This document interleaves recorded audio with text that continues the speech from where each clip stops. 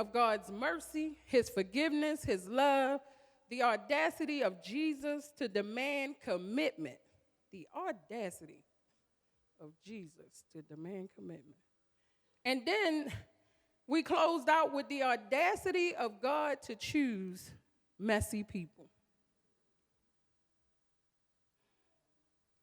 When Pastor K preached that message, how many of y'all really sat down and as soon as she said messy people, people started coming to mind? There was a lot of people you thought about that would be considered messy, right? Maybe we thought about that coworker that tends to be messy, that family member that's always in mess, even our enemies that have messy behavior. What about that neighbor that is not too kind but tends to be messy? We can look at celebrities and call out who's messy. We can look at our political leaders and say who's messy. The ex-orange president is the biggest messer of all.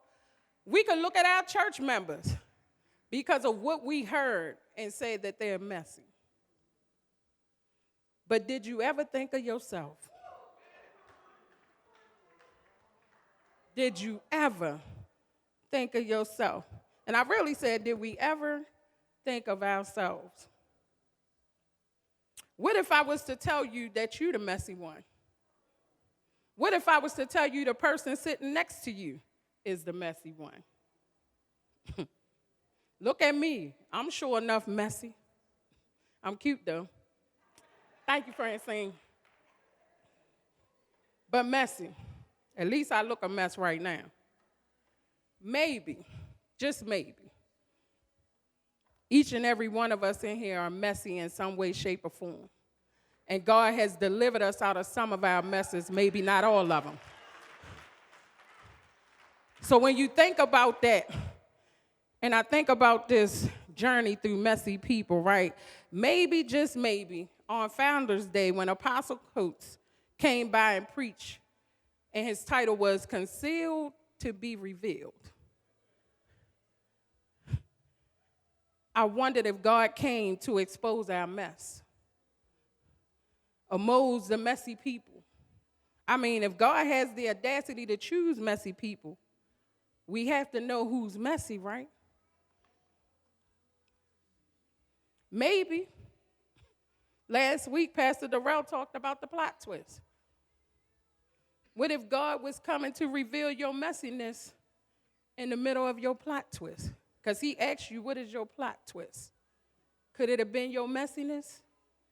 Could it have been God coming to show you how your mess ended you up in a plot twist?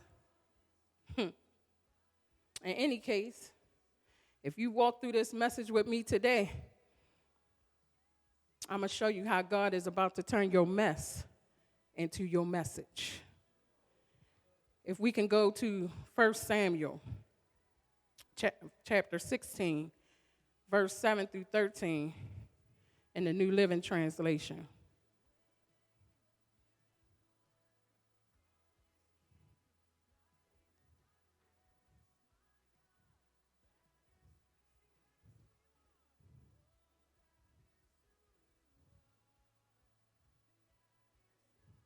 And I put 7 through 13 because that's what God gave me. But as I kept reading over this, I'm going to start at verse 5. Yes, Samuel replied, I have come to sacrifice the Lord. Purify yourselves and come with me to the sacrifice. Then Samuel performed the purification rite for Jesse and his sons and invited them to the sacrifice too.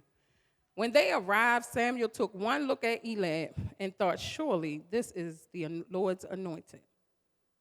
But the Lord said to Samuel, don't judge by his appearance or height, for I have rejected him.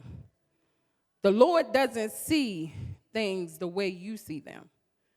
People judge by outward appearance, but the Lord looks at the heart. Then Jesse told his son Abinadab to step forward and walk in front of Samuel. But Samuel said, this is not the one the Lord has chosen. Next, Jesse summoned Shemaiah. But Samuel said, neither is this the one the Lord has chosen.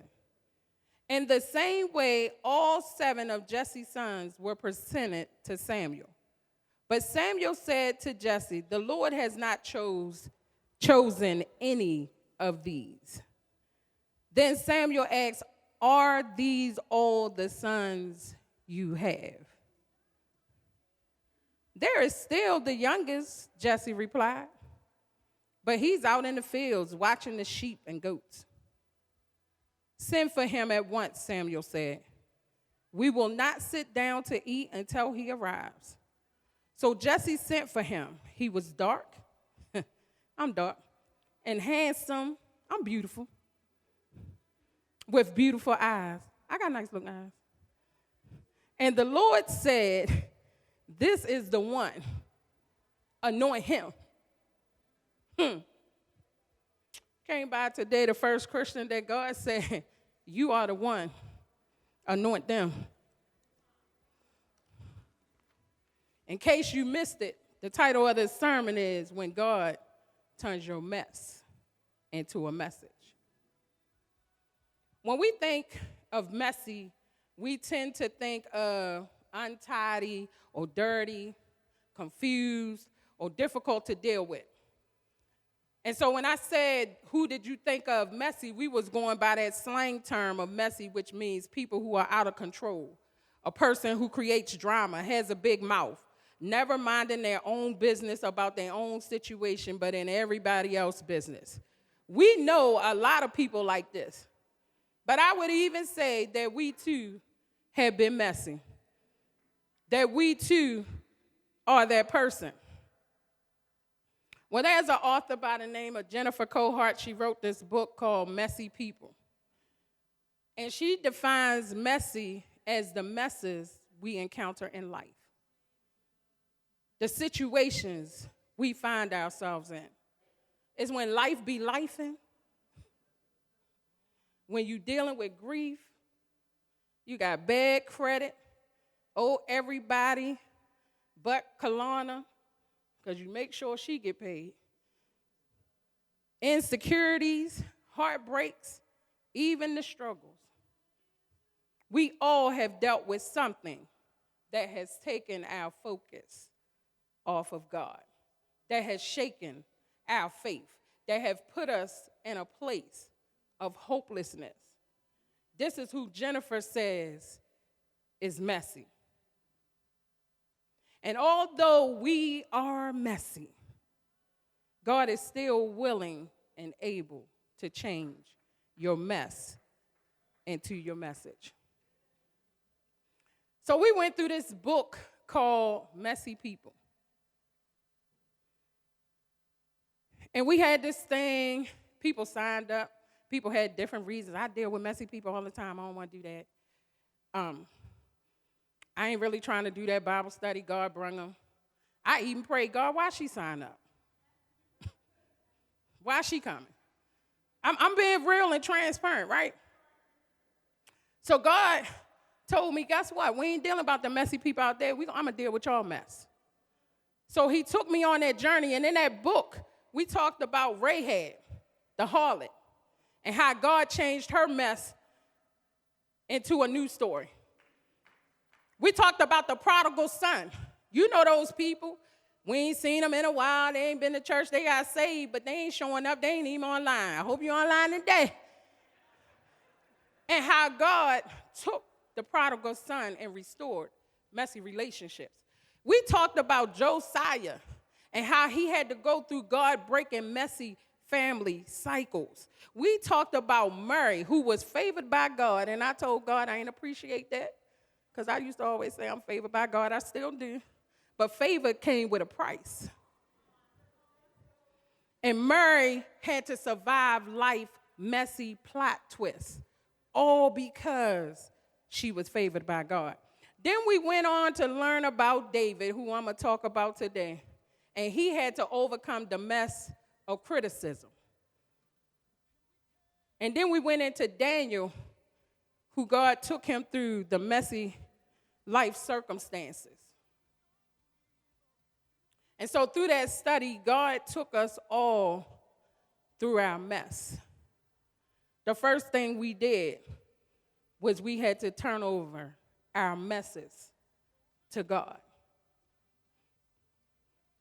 And what does that mean to you? I stand here before you messy because these were my messes. Broken and burned. A hopeless caregiver. Divorced. Dealing with grief. Dealing with the grief of losing best friend. Then another best friend. Then another best friend. Because truth be told, my husband was my best friend. My spiritual mom, losing my mom to the pains of dementia. That was the grief I was going through, losing a job and having to start all over. Grief, these was my messes. Life circumstances, places I found myself in, right? And I had to give it up and give it over to God. And the reason why this is so important, because so many of us allow our messes to define who we are. We walk in our mess. We live in our mess. We wear it as a badge of honor. I know I went through a divorce, but I'm saved, single, sexy, and sanctified. I ain't divorced no more. Divorce ain't my title. I am no longer a hopeless caregiver because I trusted God and my mother is in safe hands. And God is even doing a shift where right now she be coming to church, calling and tell me, don't forget about her. A woman that ain't want to do nothing. And when you talk about broken and burned, guess what? I was broken, but through the cracks come his oil. And I got some people that can testify. Some of it has fell on them because they done been under my teaching. That I submit myself to God and allow him to do the work. Burn, I'm burned in the flesh, but I ain't burned in the spirit.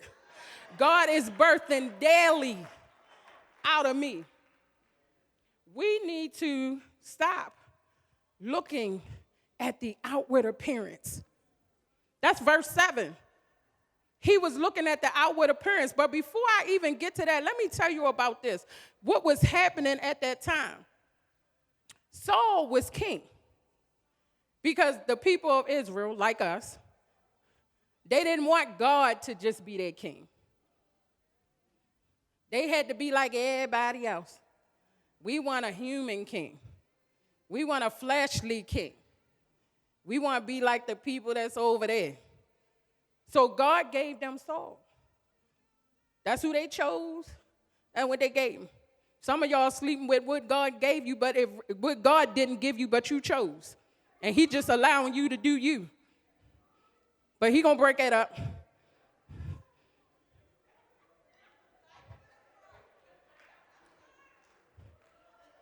Some of y'all in places y'all shouldn't have been. Y'all was in places you shouldn't have been last night, but that's another story and another sermon.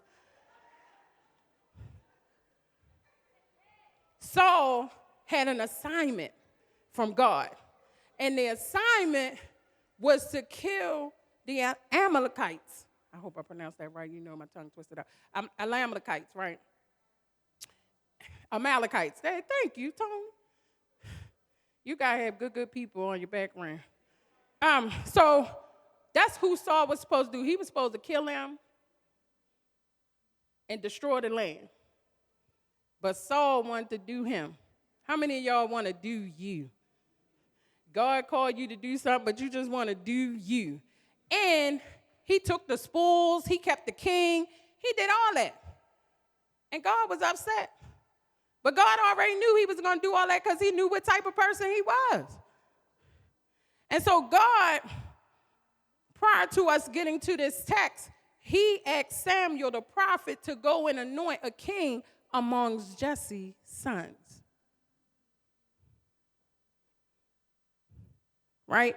So he asked him to go anoint The kings among Jesse's sons, because one of Jesse's sons was going to be the next king. And this is why it's important to not get caught up in what it looked like. Greg, Gary, Step, can y'all come up front for me, please, real quick? Move quickly.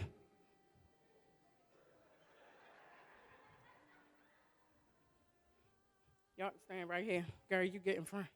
Right here. Yeah. So when Samuel got to Jesse's house, after everybody been consecrated and anointed, I want you to know all these men anointed. This is just an exercise. And Samuel gets there, and Jesse said, here's elect. And he like, God said, don't anoint him. He ain't the one. And Samuel like, he looked good. Because see, Saul was chosen by the people because he looked good. He looked strong.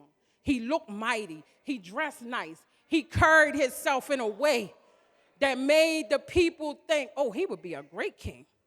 He a great representation of the people of Israel. Look at how he's clothed. I call Gary GQ. And so when Samuel got there, because Samuel thinking about why they chose Saul, he looked on Eliab. He said, surely. That's what the text said. I ain't said, surely. This has got to be the one. God said, don't anoint him. So he said, no, that ain't it. Come on, you ain't it. He came back.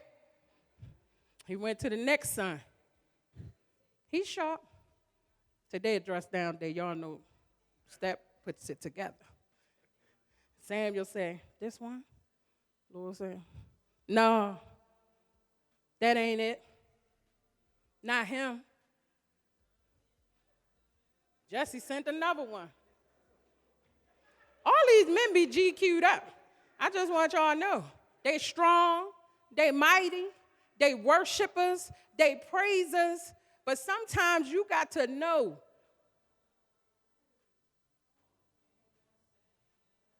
you can't wear somebody else's armor. You can't walk in somebody else's assignment. So when Jesse sent the next one, he's like, Samuel, like, all right, Lord, number 3. I'm looking at him.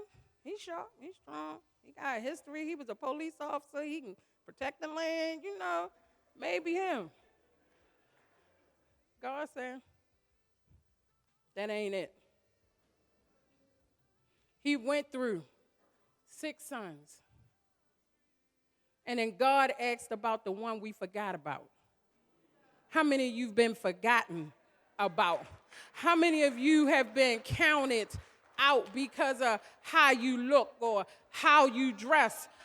For my young people, because you don't have all the answers and you don't have all the yays and the nays and you sometimes don't want to speak. I'm going to tell you some good stuff. Them kids got up here and they said what they said. They educated me on some of our Black history heroes. And all of them didn't want to stand before the people, but I'm going to tell you, I bet you they was excited when they was putting that assignment together. I know they was assignment together. They were excited. And that's why Sister Denise had all of them come up. And I liked how when the one ain't want to speak, the other one say, I do it for her. What you going to do for your sister or brother? So who messy? Who messy? If you look to the person sitting to the left of you, tell them, you messy. Look to the person to your right and say, I'm messy too. Because at the end of the day, we all messy. And God allowed Samuel to go through everybody that looked the part and said, go get the one that's outside. Go get the one that's outside. And David, I'm going to be Davida, came being the shepherd. Out there working with the sheep. He was dusty. He was dirty. He wasn't cleaned up. He wasn't in his best clothes. Because, when you out there minding the sheep. You ain't got time to be pretty. You ain't got time to put your lashes on. You ain't got time to do your makeup. You ain't got time to get all cute up and put all your earrings and your jewelry on. Sometimes you just put on what you grab. This is what I grab. This is what I grab. And God said, that's the one. Anoint him. That's the one. And I want you to get this, young people. You ain't got to be like everybody else. Be yourself. Yesterday, I went to an event with my job for gun violence. And it was so good to hear young people tell other people, be accountable for you. Hold your friends accountable. If they ain't going where you going, cut them off. And sometimes that's what we need to know. Be accountable for you. I'm going to be accountable for all of this. And the thing is, even Moses was so caught up in his mess that he thought he couldn't be used by God, but he delivered a whole nation. And God anointed the smallest and the least of them. And I walk you through that text, right? And I talk to you about my messes because these my messes. But these the ones I wore. What about the ones you got undercover? Where I felt like I was ugly. I was no longer loved because I wasn't beautiful enough. I felt powerless and useless. But I ain't tell nobody that's how I felt. I was weak, insecure, low self-esteem at a all-time high. And the thing is, I was pouring into everybody else. And because I felt this way, I would not seek God. And that caused me to feel lost and disconnected. When we went through COVID, I called Pastor Ken and I said, you know, the church is my place. I'm going through. I can't be around people. If you know me, you know I'm a people person. I can't be around people. I can't go to the house of the Lord. What am I going to do?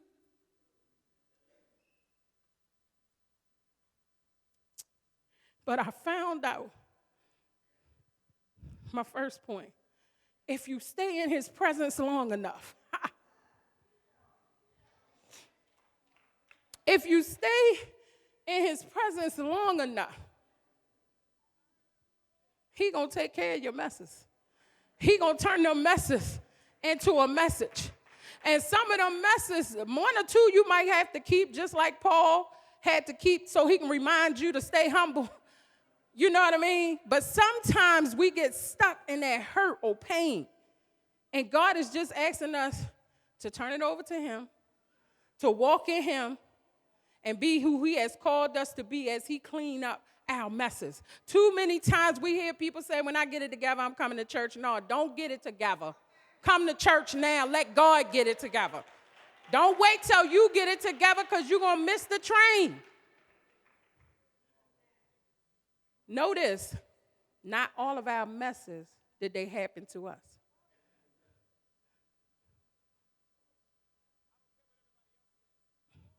Some of them we created. So don't think you're going to get away scot-free because God is only gracious enough to help us clean them up. And sometimes he going to even give you the tools to get them clean. He going to connect you to the person that's going to help you get it clean.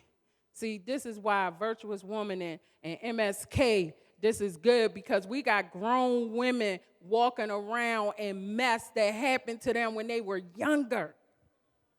Younger.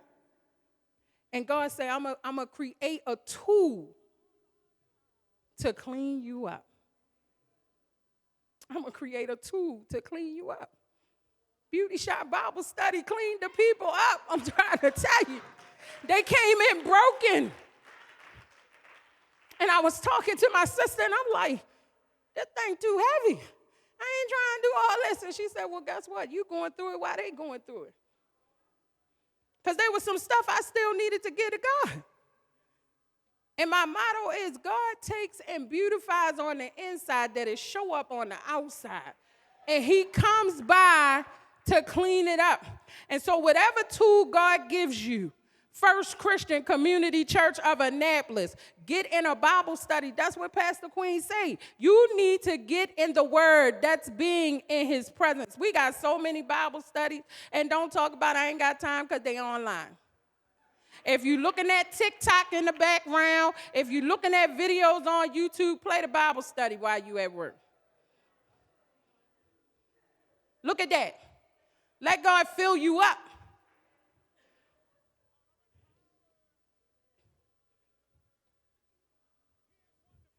And sometimes church ain't enough.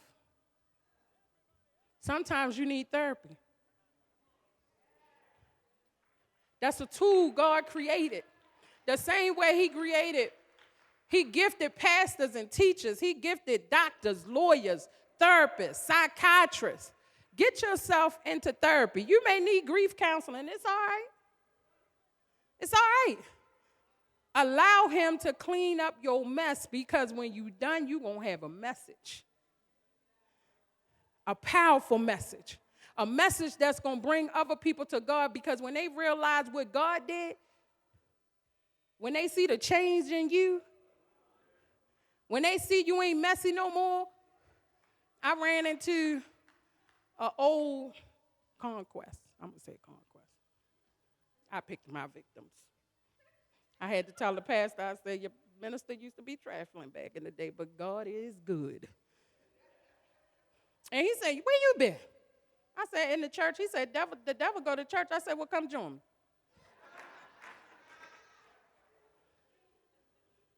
Because guess what? It's open to all of us. So that's the first point, right? You got to stay in his presence. Get into a good teaching Bible study. Attach yourself and connect with good partners, right? And then when you go through all that and God passing everybody else up, don't even worry about it or get caught up with that, because it ain't your time. It ain't your time. Your time, it ain't everybody else's time. Your people ain't assigned to me, and my people ain't assigned to you. So that's why the whole time David was out there with the sheep, he was in the presence of the Lord. Because what else you going to do? You in the midst of God's creation. You looking at the land. You seeing how God dealing with these sheep. He's strengthening you. He helping you fight off lions, tigers, and bears, oh my. He taking you through that whole journey. He was in his presence. So when God chose him, he saw his heart. And we know David was messy.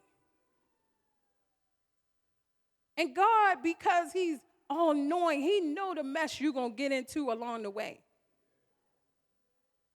But David, no matter his mess, was always a man after God's own heart.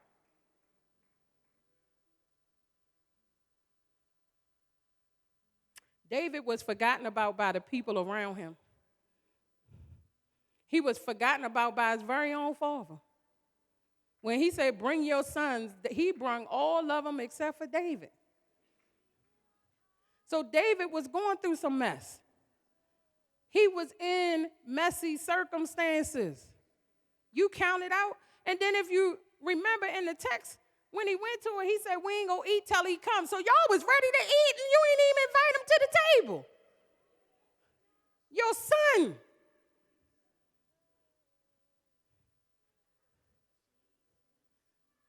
But God spoke to Samuel and said, send for him.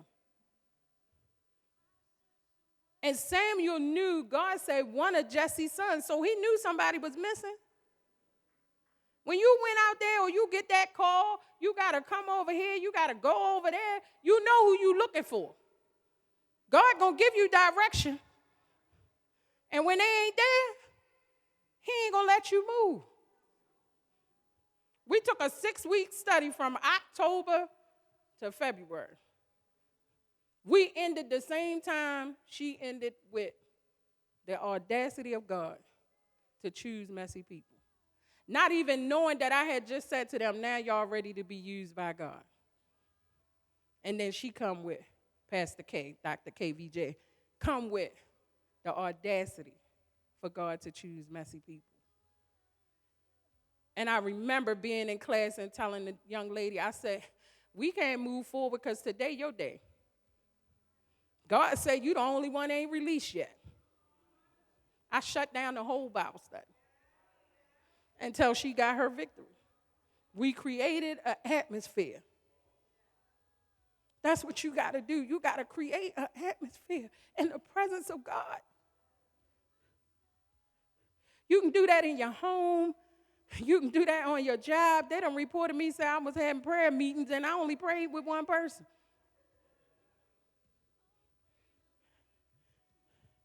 But nevertheless, God gonna do a good work in her. When I don't come to her, she come looking for me. So I did what God say do. So when you have been forgotten about by your family, by your friends, by those that you thought was never going to forget about you, God remembers you.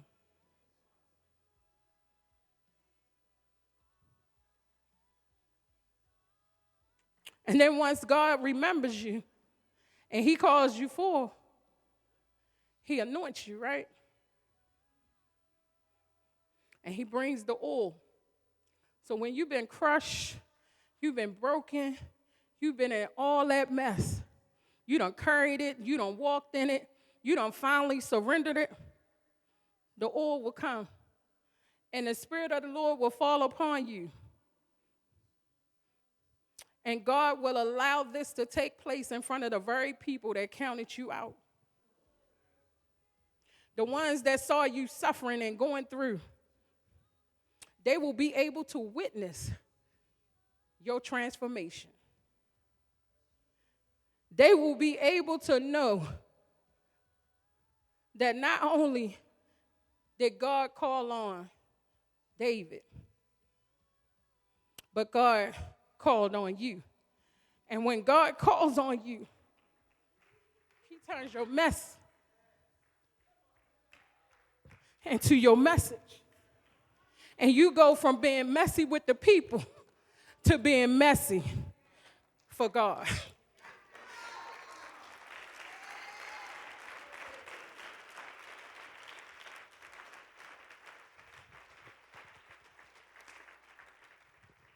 So what's your message? Your message is you. Your message is you. Plain and simple. Everybody else say you couldn't. Everybody else say you wouldn't. But God said, I can and I will. Wherever your mess is on today, know that God is here to collect it for you. And he chooses messy people day after day after day after day. And he will anoint messy people day after day after day.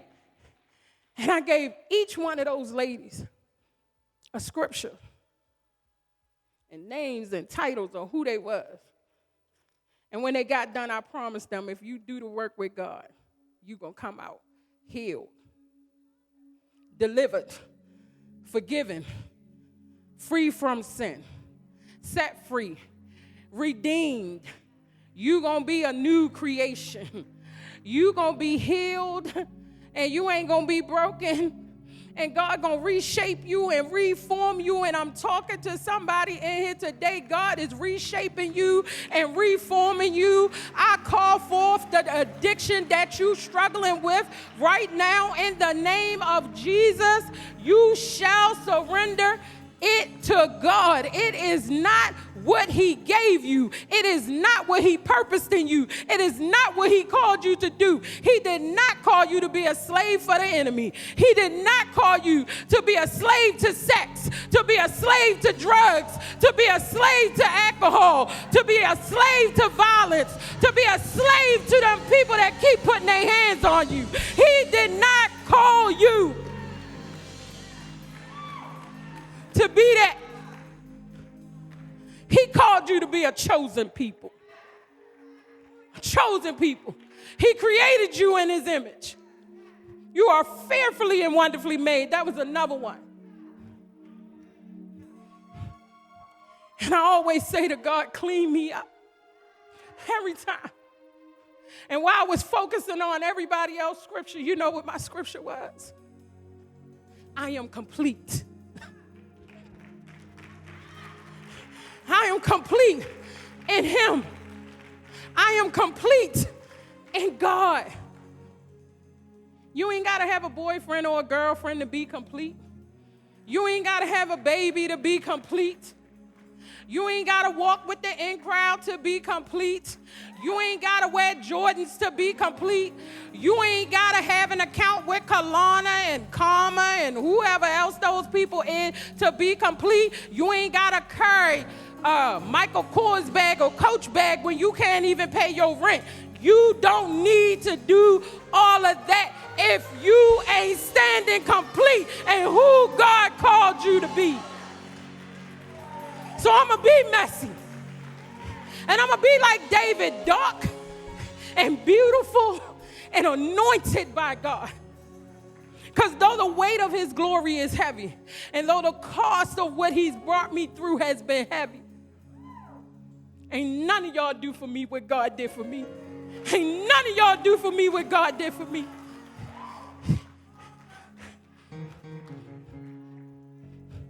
I lost 3 babies. 3 babies. And I said, God, I just want to know what it feels like to be pregnant. So when I lost the last baby, I said, well, you know what, God, you let me know what it feels like to be pregnant, because I felt the baby jump before I lost the baby. And I said, God, what's going on? And I heard the Lord say, he in your tubes. And I said, God, if I lose this baby, I'm going to lose my mind. And this might be a little tight because God always used me to talk about myself because people look at me and they think I got it all together. I went through a whole Bible study encouraging people while walking out of divorce that God ain't called me through, but he graced me through. So when I tell you that God can do the impossible, I say, God, if I lose this child, I'm going to lose my mind. And I stood in this church, and I was sitting right there. And I was in church after I had lost the baby, had the surgery. And I was sitting in church, and something said, it's a year. You still got your mind.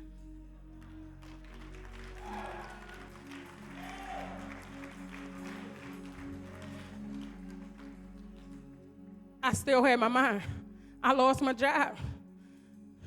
Due to COVID, they kept saying, you ain't gonna lose your job, you ain't gonna lose your job. Lost my job. Unemployment took 8 weeks. 8 weeks. People was calling me, what do you need? I'm telling people I need prayer. They like, come to my house, I'm gonna cut you a check. It ain't gonna be the full rent, but it's gonna be something. When the apartment complex call you and say, guess what? They just paid somebody full rent. Call this company, they gonna pay your rent. Favor ain't fair. Favor ain't fair. And it costs you, but I'll take it any day. I'll take it any day. I'm telling you this not because of who I am, but because of who he is. Because I told him, God, if you bring me out of my mess, I was a whoremonger, I was a harlot. If I ain't know you and your man was fine, he was mine. I'm just saying, but God But God, I'm telling you, I say, God, it ain't nothing a woman been through that you ain't done took me through. I ain't never birthed a baby, but I'm birthing a whole ministry. I'm telling you, God will do what you need him to do. And for my men, God gonna do what he gonna do because he raising y'all up. He reshaping the world. He reshaping the world. That's why we got MBK. He reshaping the world. That's why we went to that gun violence thing yesterday. It was men out there that people looked towards, kids, celebrities that told their story and spoke life to these kids and told them it ain't no glory in that. It ain't no glory in that. 3 seconds, he said, 3 seconds. 3 seconds cost him 20 years of his life. And he told them, you got 3 seconds to think. And when you heard those teens get up and ask questions, give me advice on how to stay strong. This was in Meade Village. They just as bad as we are with the murders and the killings. But I'm telling you, God is doing something great and grand. My story ain't I'm messy no more. I ain't messy for the world. I'm messy for God. I'm messy for God.